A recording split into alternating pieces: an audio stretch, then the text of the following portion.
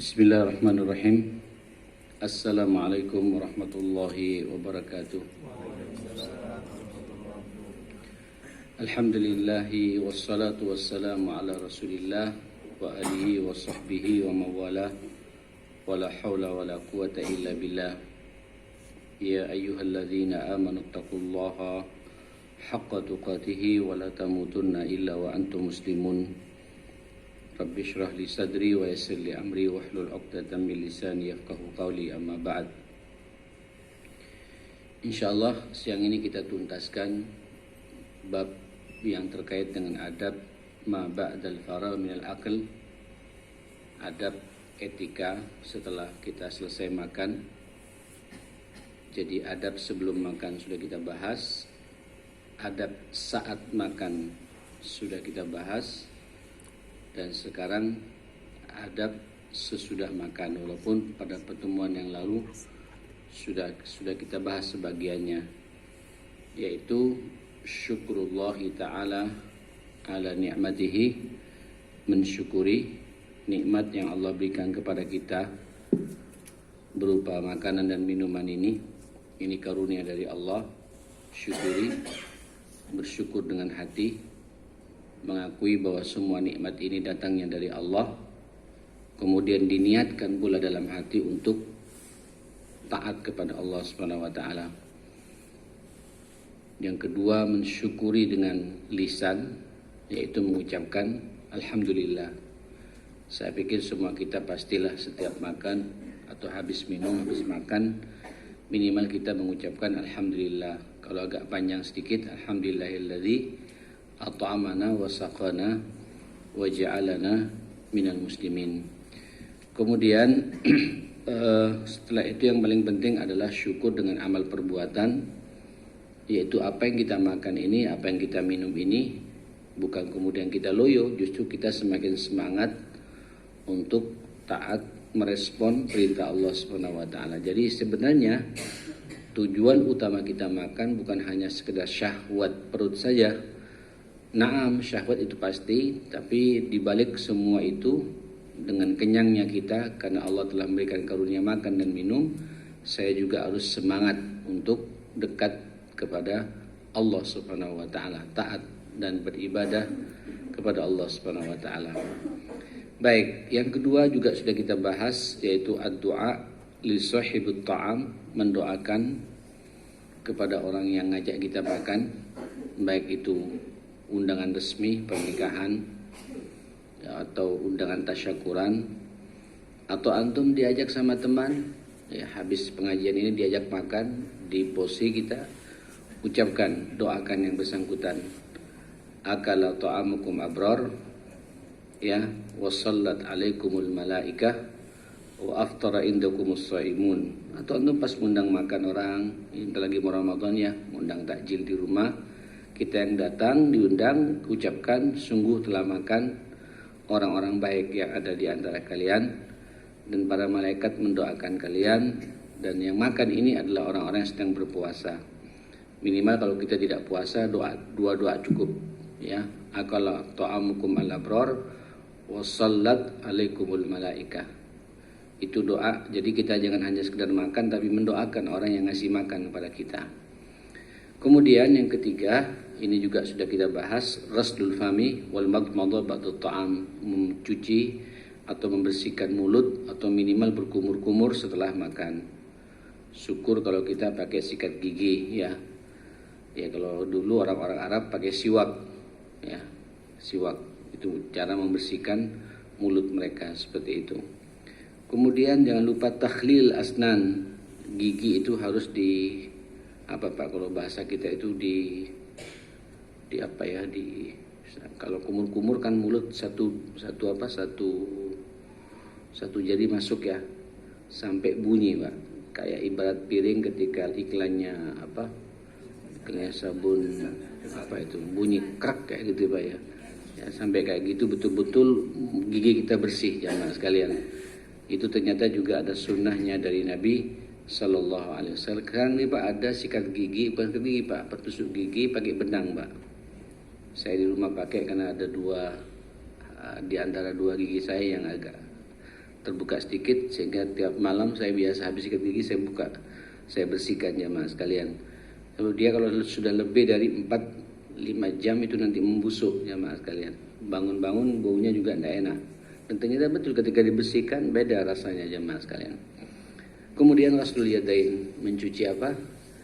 Mencuci tangannya, kalau makannya pakai tangan ya. Ini kan sekarang lagi musim corona ya. Ya kalau buat kita sih corona ini Pak, saya kemarin dapat kiriman dari guru saya dari Saudi, dosen-dosen kita ngirim ini dibuat kita lupa untuk bertawakal kepada Allah. Padahal kita umat Islam minimal 5 kali sehari kita telah berwudu ya. Wudu itu membasuh tangan, memasukkan air ke dalam hidung, berkumur-kumur, pasti kita bersih. Tidak akan kita kena dengan corona itu asal wudunya benar, nggak ngebut ya. Ya apalagi sebelum wudu sampean pakai sabun. Sekarang hampir masjid-masjid yang bagus Pak ada sabunnya itu Pak. Tinggal mencet sabun ya sampai bersih betul. Insyaallah kita akan dijaga oleh Allah Subhanahu wa taala. Nah, dalam urusan makan juga begitu, dianjurkan begitu. Baik, kemudian ada hal lagi yang berikutnya yaitu adamu italatil julus ba'da ta'am. Jangan berlama-lama ya. Kalau habis makan harus segera pulang. Ya. Apalagi sampai di restoran, Pak, yang nunggu antri gitu. Pas berlama-lama ngobrol rapat, Pak. Waduh, pegang laptop, kemudian rapat juga di restoran. Kasihan orang nunggu. Ya, ada beberapa restoran-restoran fast food saya juga sering diajak sama anak saya itu. Saya sebulan sekali biasa Pak keluar sama anak-anak. Kadang ke situ, kadang ke ngantri. Ada orang yang sengaja Pak duduk itu untuk ngobrol sekalian gitu. Orang antri, padahal makannya udah selesai. Itu tidak bagus, ya, tidak sehat. Itu bukan tempat cangkruan. Termasuk juga ketika diundang di rumahnya orang. Nah, kita harus selesai makan, harus tahu diri pulang. Mungkin tuan rumahnya ada pekerjaan yang lain.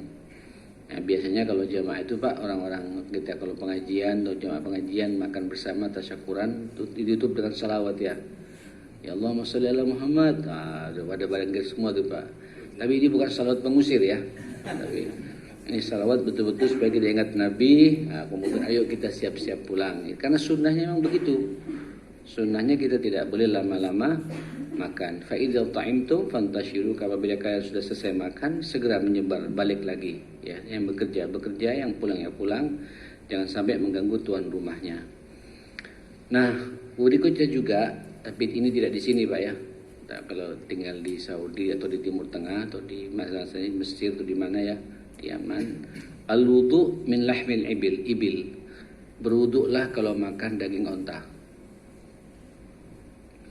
Jadi kalau sampean habis makan gulai kambing Pak, gulai ayam, gulai sapi, kumur-kumur cukup ya. Tapi kalau onta, makan daging onta, sate onta, ya, gulai onta, semur onta, apa segala macam. Saya pernah makan rendangnya onta, saya pernah Pak. Enak. Cuma seratnya agak ya karena bumbunya kuat ya. Saya ketika di Qatar, setiap saya ke Qatar, saya 3 kali ke Qatar Pak. Itu selalu ada satu orang Padang sih. Jadi daging onta dimasak sama dia, dibuat rendang Pak. Kayak rendang Padang. Tapi rendang Padang dari daging onta. Khusus spesial Pak. Pesan itu di tiap kesana, istri saya bilang jangan lupa rendang ontanya gitu. Enak. Tapi habis makan itu harus berwudu gitu. Ada hadisnya tawaddau kata Nabi min luhumil ibil. Berwuduklah kalian kalau habis makan daging onta. Wala tatawaddu min luhumil ghanam. Kalau makan daging kambing tidak perlu berwudu, cukup kumur-kumur saja kata Nabi. Ya. Wasallu fi marabidil ghanam wala tusallu fi mabarikil ibil. Kita diperbolehkan Pak salat di sebelah kandang kambing boleh Pak. Tapi sebelah kandang onta tidak dianjurkan. Ya, saya nggak tahu kenapa hikmahnya di balik semua itu. Hadis ini riwayat Muslim dari Jabir bin Samurah. Jadi kalau onta dianjurkan untuk apa? Untuk berwudu ya. Nah, ini ada lagi jemaah sekalian. Yang banyak mohon maaf di antara kita sering apa ya, yang nggak tahu apa karena kebiasaan, ada muhamlu syai'i ma'hu, tidak boleh membawa makanan setelah pulang gitu. Halo, ya, kecuali kalau tuan rumahnya mempersilahkan gitu. Nyambung ya. Apalagi sampean tahu diundang orang biasa-biasa saja Pak, terus rujaknya enak gitu, terus apa tempe minjesnya wah enak Pak, garingnya pas gitu, tidak berminyak, tidak beranu gitu, wah enak, sama lombok hijaunya itu ngambil satu, tidak pamit, atau pamit tapi orangnya diem Pak, mungkin dia barangkali mau dimakan sama suaminya di belakang atau istrinya di belakang ya, atau anaknya masih nunggu di belakang gitu. Jadi antum jangan seenaknya, enggak ya, enggak, diam, dikasih baru kita terima. Ya tunjukkan muru'ah kita, harga diri kita. Dikasih, diterima, enggak dikasih, ya udah. Jangan minta. Minta itu kurang apa kalau dalam bahasa di sini apa namanya? Adamul muru'ah. Dzalika dzalika minadda, menunjukkan apa ya kalau bahasa kita dana ini menunjukkan seakan-akan kita tidak punya harga diri gitu. Lamis kata orang Madura Pak. Lamis itu bahasa Madura itu bahasa Jawa nih Pak. Ya, jaluan tuh Pak. Ya, tidak boleh. Tidak boleh ya. Jadi kalau dikasih, beda Pak. Saya terutama ya, saya kalau bertamu ke rumahnya orang, terus kroketnya masih banyak, pastelnya masih banyak Pak. Zat bawa zat ya. Saya diam Pak. Ayolah zat. Ya boleh. Ya, padahal pengen Pak gitu. Ya, tapi minta jangan Pak. Minta jangan. Boleh saya bawa ini? Tidak boleh.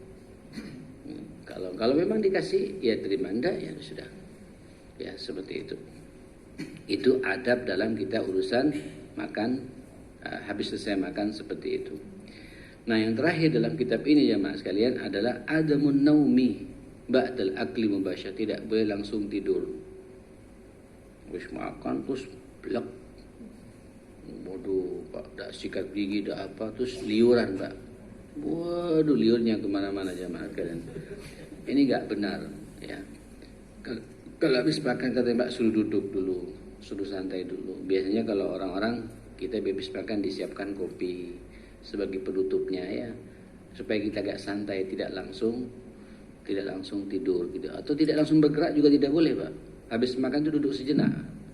Banyak analisa para dokter itu mengatakan habis makan sejenak istirahat, baru setelah itu kira-kira 10-14 jam baru kita melangkah berjalan gitu.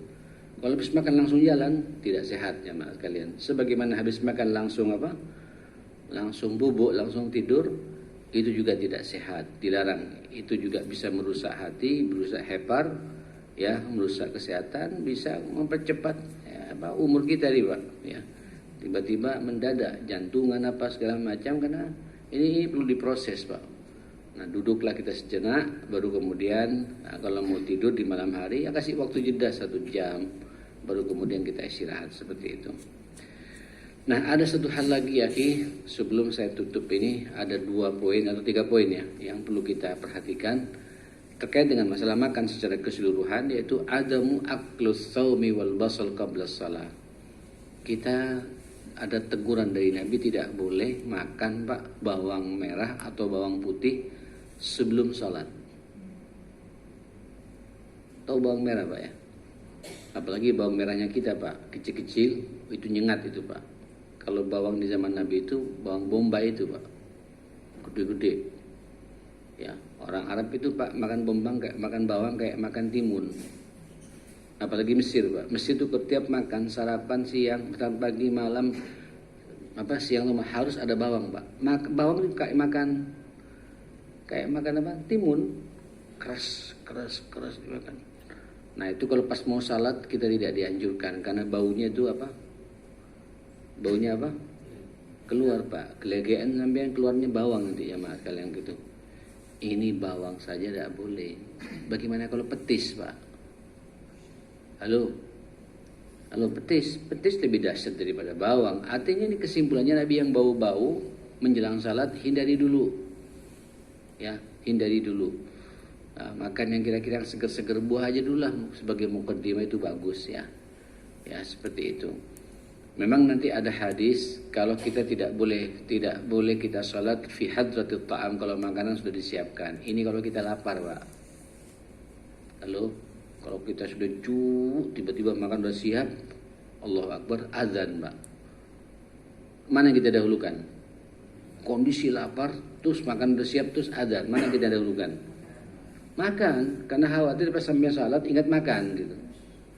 Tapi kalau dalam kondisi normal Pak, sampean bukan orang Ethiopia ya, bukan orang yang sedang kelaparan, salatlah dulu. Andai kata kemudian harus makan duluan, ambil buahnya dulu lah. Ya, ambil buahnya dulu, pisang ya, atau apel atau semangka atau apa gitu. Setelah kira-kira ambil 3 biji atau apa, setelah itu kita salat. Habis salat baru kita makan. Dan hindari ketika makan menjelang salat itu yang bau kayak gitu, Pak. Petis tahu petis, Pak ya, atau rujak cingur. Waduh, mau makan rujak cingur dulu, Pak. Itu lebih dahsyat daripada bawang ya, karena di rujak cingur itu juga ada bawangnya juga, ada bawangnya, ada petisnya, itu lebih dahsyat lagi ya. Ya, pokoknya yang bau-bau kita dilarang ya untuk kemudian melaksanakan salat. Apa kata Nabi? Man akala thawman aw basalan falyatazilna masjidana waliyaqad fi baitihi. Kalau orang habis makan bawang, baik itu bawang putih atau bawang merah, ya jangan sekali-kali mendekati masjid kami. Duduk sejenak di rumahnya dulu, kata Nabi. Tidak apa-apa terlambat nantinya salatnya itu, karena mengganggu orang. Amin. Aminnya Pak, bawa udara apa? Udara bawang jemaah sekalian, ya seperti itu. Kenapa? Kata Nabi, fa innal malaika tata'adza mimma yata'adza minhu banu Adam, karena malaikat Pak terganggu. Jadi rupanya malaikat ini ya tidak suka yang bau-bau. Makanya orang-orang yang apa? Yang wangi-wangi itu Pak didekati malaikat. Malaikat suka pada wangian. Jin Pak suka yang bau-bau. Subhanallah itu. Jadi kalau orang sampean bau-bau terus lupa tak pakai apa? Tak pakai deodoran. Ada juga Pak, saya tidak sekali 2 kali di masjid saya Pak. Allahu Akbar, ya Allah. Pusing Pak. Pusing. Saya membatalkan. Mohon maaf, daripada saya nggak usuk, saya pindah ya. Pindah betulan saya. Cari saf mundur ke belakang tidak apa-apa, tidak kuat. Setelah itu selesai salat saya panggil. Kebetulan mahasiswa saya Pak, sudah mandi kau? Gitu. Ya harus saya ngomong apa adanya Pak. Sudah Ustaz, kayaknya belum pakai deodoran ya. Iya lupa Ustaz ya. Ganggu orang banyak saya bilang gitu. Ya, tapi sendirian Pak, tidak banyak orang ngomongnya jemaah sekalian. Jadi ayo, kalau bawang saja tidak boleh, apalagi kemudian lupa tidak pakai deodoran. Ya, atau masuk ke masjid keringatnya banyak Pak. Itu lebih terganggu lagi orang. Ya, lebih terganggu lagi. Kita harus tahu diri lah. Kalau ganggu bau-bau, jangan dekat-dekat ke masjid. Malaikat terganggu di situ ya. Tapi kalau sampean Palente, masya Allah, bajunya bagus, parfumnya bagus, masya Allah. Tapi parfumnya jangan nyong-nyong juga Pak ya. Kalau minyak nyong-nyong itu jin juga yang datang nanti jamaah sekalian gitu. Pakai minyak yang apa, yang kira-kira semua orang suka jamaah sekalian ya. Seperti itu. Nah saudara sekalian, kemudian ada juga peringatan di sini, adamul akli fit thariq, jangan makan di pinggir jalan. Tapi ya ini situasi kita kan beda-beda sekarang Pak. Dari zaman ke zaman memang sesuatu yang dulu tidak kaprah sekarang jadi kaprah memang. Sekarang banyak kafe-kafe di pinggir jalan Pak, dan enak-enak ya. Halo, apa namanya Pak? Pujasera ya, pusat jajanan selera rakyat ya. Gitu singkatannya ya. Pujasera, pusat jajanan selera rakyat ya, Pujasera itu. Kadang-kadang makanannya juga enak-enak Pak. Nah kalau itu kemudian sudah disepakati oleh umum tidak jadi masalah. Tapi kalau kemudian memang menyengaja Pak duduk di pinggir jalan gitu, kan banyak orang jualan rujak Pak, di gendong rujak di pinggir jalan, atau bakso di bawah pohon gitu, orang harus makan, itu kurang beradab. Kita tidak tahu juga kesehatannya ya. Apalagi bakso Pak, kalau bakso mangkoknya itu cucinya itu 1 ember saja Pak gitu. 1 ember. Saya sampai sekarang tidak bisa makan bakso begituan Pak gitu. Itu embernya ember gitu. Itu dikerubuti ratusan mangkok masuk semua itu Pak. Mulutnya orang semua masuk semua jemaah sekalian. Ya tapi enak saja orang ya. Terus apalagi musim-musim kayak gini Pak, gak karuan. Hati-hati. Jadi adab-adab begitu harus kita perhatikan ya. Tidak boleh kita itu aurat kata Nabi. Sampai ada 2 hadis itu al-aklu wan naum indana auratan. Makan dan tidur itu pada kami itu aurat. Jadi makan kalau bisa Pak di tempat-tempat yang agak privasi, enggak terganggu sama orang gitu ya. Tertutup, close gitu, aman, tumaknina, enggak jadi pandangan orang. Kadang-kadang kalau pengen jalan Pak ada orang lihat tuh, pengen juga sampai enggak ngasih gimana, nawarkan uangnya pas-pasan, enggak ditawarkan gimana gitu. Ada serba salah gitu. Ya, jangan dibiasakan makan di pinggir jalan. Baik, yang terakhir di akhir kali jangan lupa dari semua apa yang kita bahas ini 2 bulan saya bahas kitab ini ya, bab ini syukrullahi ala ni'matihi, ini diulangi lagi. Jangan lupa mensyukuri nikmat-nikmat yang sudah Allah berikan kepada kita ya. Alhamdulillah sampean makan Pak ya, mulut tidak terganggu, gigi tidak ada yang lubang ya, sariawan tidak ada ya, seleranya pas di mulut. Syukuri Allah Subhanahu wa taala. Tentu puncak dari syukur itu adalah kita semakin banyak makan atau kita makan ini kita semakin semangat beribadah kepada Allah. Niatkan Pak, apa yang kita makan ini supaya saya semakin tumaknina salat 5 waktu. Supaya saya ini semua nikmat ya. Ketika makan saya tidak loyo, bekerja profesional ya. Saya tidak mengganggu hak perusahaan. Kenapa?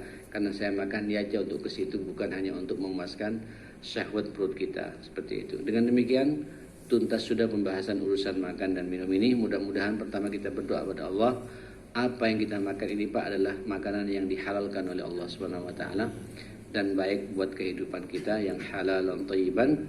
Pandai mensyukuri semua nikmat itu dan adab-adab yang sudah kita bahas ya bisa kita laksanakan dalam keseharian kita, dan semoga pula Allah ke depan memberikan rezeki-rezeki yang barakah buat kita semua insyaallah. Rabbana atina fid dunya hasanah wa fil akhirati hasanah wa qina adzabannar. Rabbana ighfir lana wa tub alaina innaka antat tawwabur rahim. Allahumma arinal haqqa haqqan warzuqna ittiba'ah wa arinal batila batila warzuqna ijtinaba ya rabbal alamin ya hayyu ya qayyum bi rahmatika nastaghits innaka ala kulli syai'in qadir. Wa sallallahu ala sayyidina Muhammadin wa alihi wa sahbihi wasallam. Alhamdulillahi rabbil alamin. Sebelum saya tutup ada pertanyaan barangkali, silakan. Nah, kalau pas kita makan atau pas panitia sebagai panitia itu sebenarnya berikan gimana? Oh boleh panitia ya, panitia itu bagian dari tuan rumah sudah panitia itu. Tapi tetap pamit sama tuan rumahnya juga ya. Ini lebih ini gini, oh bagi-bagi aja, pasti biasanya kayak gitu insyaallah. Biasanya kalau urusan gawe sudah niatnya memang untuk berbagi ya. Antum boleh harus, kalau enggak mau dikemanakan gitu, dosa sama Allah Ta'ala gitu. Apalagi prasmanan ya, lebihnya banyak, kasih sama fuqara'ul masakin. Saya sering mendapatkan ini ketika acara-acara di tempat-tempat yang mewah-mewah biasanya itu, Shangri-La, di mana, di Ritz-Carlton, di Sheraton sini gitu. Saya suka diundang, aduh, saya orang cuma dicicipi sedikit-sedikit Pak, masih banyak gitu. Ini jangan dibiarkan Pak. Sekarang di Saudi ada namanya hay'ah khairiyah gitu. Orang Arab itu Pak biasanya kalau makan satu nampan itu kambingnya satu, cuma yang makan 4 orang. Iya, 4 orang, cucu lebih gitu. Nah sekarang mereka dikumpulkan, dikemas, ada timnya sendiri, dibuat, dipotong-potong lagi, dikasihkan sama pekerja-pekerja di masjid-masjid, ya, kerja supir-supir sabku, dibagi-bagi. Alhamdulillah sekarang sudah banyak orang. Dulu Pak dibuang. Ketika ditanya, rezekinya apa? Hasyarat kata Pak, rezekinya apa? Belatung apa maksudnya? Rezekinya apa? Beliau apa sih? Ada yang protes pada waktu, mana yang berhak, yang mana yang lebih utama, belatung atau manusia? Dari proses kayak gitu. Sekarang sadar pemerintah di sana ada lembaga yang diperbolehkan. Hotel-hotel Pak, sekarang ini banyak. Kemarin kerjasama dengan siapa ya? Dengan Nur Hayat atau dengan YDSF itu. Jadi sekarang hotel-hotel bintang 5 itu kalau lebih lagi dibuang itu. Dibuang Pak. Baik makan siangnya atau makan malamnya, kalau sudah tidak bisa dia lagi dibuang. Ya itu sekarang ada yang menerima sekarang, dikasih kepada panti-panti asuhan. Nah, itu lebih tepat sasaran. Boleh lanjut insyaallah seperti itu. Ada lagi? Cukup ya? Baik, subhanakallahumma bihamdika asyhadu an la ilaha illa anta astaghfiruka wa atubu ilaik. Saya mohon maaf. Assalamualaikum warahmatullahi wabarakatuh.